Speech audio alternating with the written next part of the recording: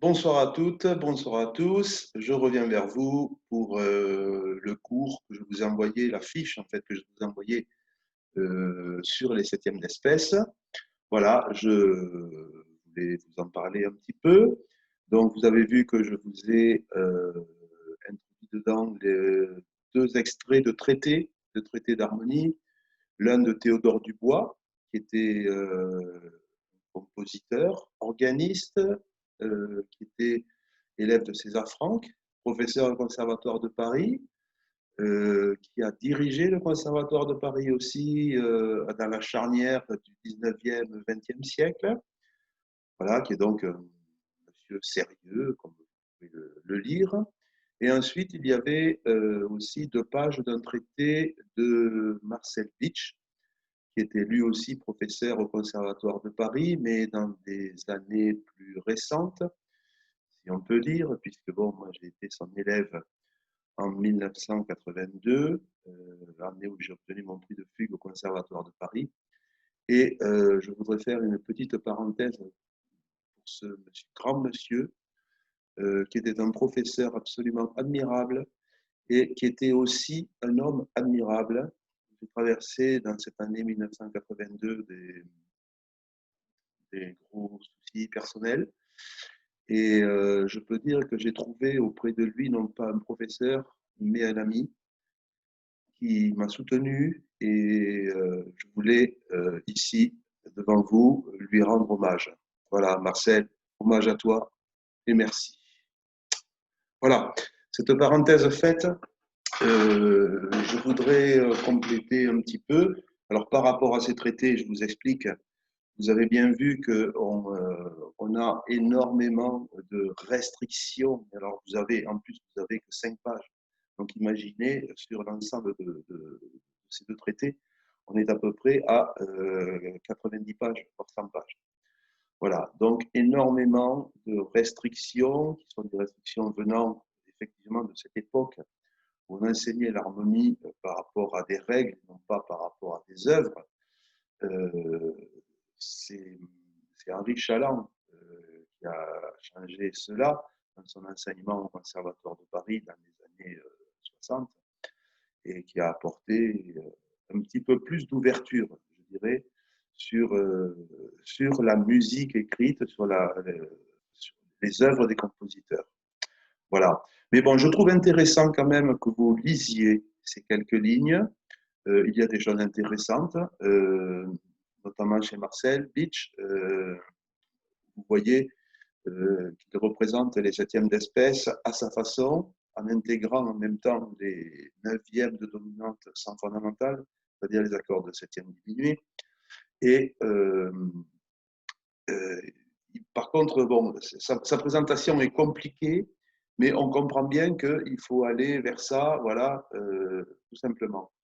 Voilà. Et c'est ce que j'ai essayé de faire dans ma fiche. Vous voyez, par exemple, sur la première page de cette fiche, donc, où je vous indique, par exemple, où trouver les accords de septième d'espèce. Alors, évidemment, bien entendu, c'est en dehors de la septième, du cinquième degré, parce que le cinquième degré, c'est la fameuse septième de dominante. La dissonance naturelle, celle qui vient en fait des harmoniques naturelles d'une corde vibrante. Voilà, donc ici, on est dans un autre cas, et il y a certains accords, effectivement, même si Marcel Bitsch dit que, excusez-moi, j'ai l'habitude d'appeler Marcel, euh, s'il dit que, que ces accords, en fait, sont des neuvièmes de dominante, voilà, il faut faire des accords, pardon, si des accords de ce style-là, c'est-à-dire des accords avec quinte augmentée et septième ou mineur, ou alors les accords mineurs avec septième majeur. Évidemment, ce sont des accords qui nous font penser à autre chose, je veux dire, qu'à la musique que l'on fréquente euh, en ce moment, je veux dire qu'il y a de la musique baroque, classique, romantique, pas plus. On n'est pas.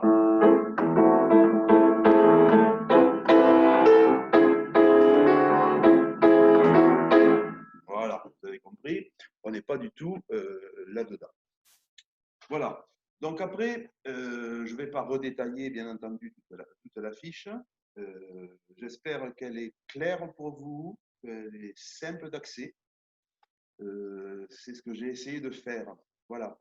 Je voudrais juste compléter un petit peu les choses en vous parlant des chiffrages. Donc les chiffrages, vous les connaissez, bien entendu. C'est 7, c'est 6,5, c'est 4,3, c'est 2. Voilà. Donc, tout simplement, ces chiffrages sont d'une simplicité formidable, c'est-à-dire qu'en fait, ils font tous état de la relation entre la fondamentale et la septième. Donc 7, bien sûr, fondamentale, septième, pas de souci. Ensuite, premier renversement, donc c'est 6, 5. Le 6, c'est la fondamentale, le 5, c'est la septième. Le suivant, 4, 3. Donc le Ré, c'est la fondamentale, le Do, la septième. Et le dernier, pareil, fondamentale en bas, pardon, septième en bas, excusez-moi, et fondamentale juste au-dessus. Donc 2. Tout se fait par rapport à la relation entre ces deux notes. Voilà. Je voudrais aussi compléter une chose, c'est un point qui souvent fait des fautes, je veux dire, dans l'oralisation, enfin, par rapport à vos anciens camarades qui sont passés dans mes classes. C'est ce qui concerne l'échange de la septième. Alors, dans une septième de dominante, on pouvait échanger la septième, la faire bouger de partie. C'est-à-dire, par exemple, vous voyez, je fais cet accord-là, septième de dominante, vous entendez la septième en haut, et puis je change. Vous entendez maintenant la septième dans la partie de ténor, si vous voulez. Voilà, c'est-à-dire qu'on a cet échange. Comme ceci. Voilà. Par contre, cet échange n'est absolument pas possible dans le cadre de la septième d'espèce. C'est-à-dire, si vous faites ceci, on entend bien la différence entre les deux. Donc, j'ai le Do qui est en haut toujours. C'est la septième, elle a été préparée, bien entendu, comme ça, par exemple. Par contre, je ne peux pas l'échanger, je ne peux pas faire ça, comme je faisais tout à l'heure. Je ne peux pas faire cet échange. Parce que la septième d'espèce doit être toujours préparée. Voilà. C'est ça qui est important. C'est ce que j'ai mis en premier, je veux dire, après l'endroit où l'on trouve ces accords. C'est cette réparation, ces 3 temps obligatoires. Hein, je reprends ce que j'ai présenté dans ma fiche. Donc,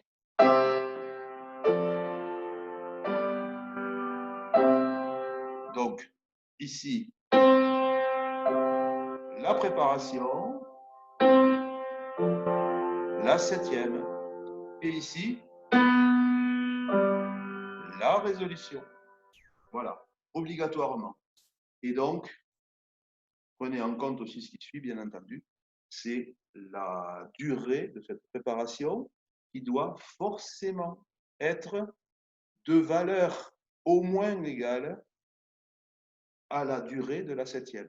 Elle peut être bien supérieure. Vous pouvez lier une ronde à une croche, ce que vous voulez, mais vous ne liez pas une croche à une noire, par exemple, ou une noire à une blanche. Voilà. J'en ai terminé.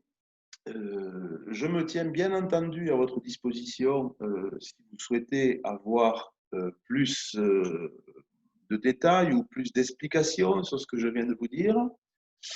Voilà, je vous remercie de la regarder avec attention. Je vous ai envoyé précédemment à cette vidéo, je vous ai envoyé le texte pour la semaine prochaine, qui est un texte donc d'Henri Chaland, justement, qui est un texte d'une basse de travail,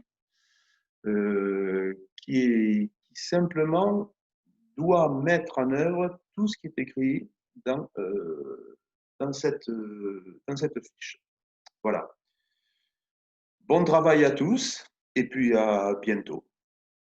Au revoir.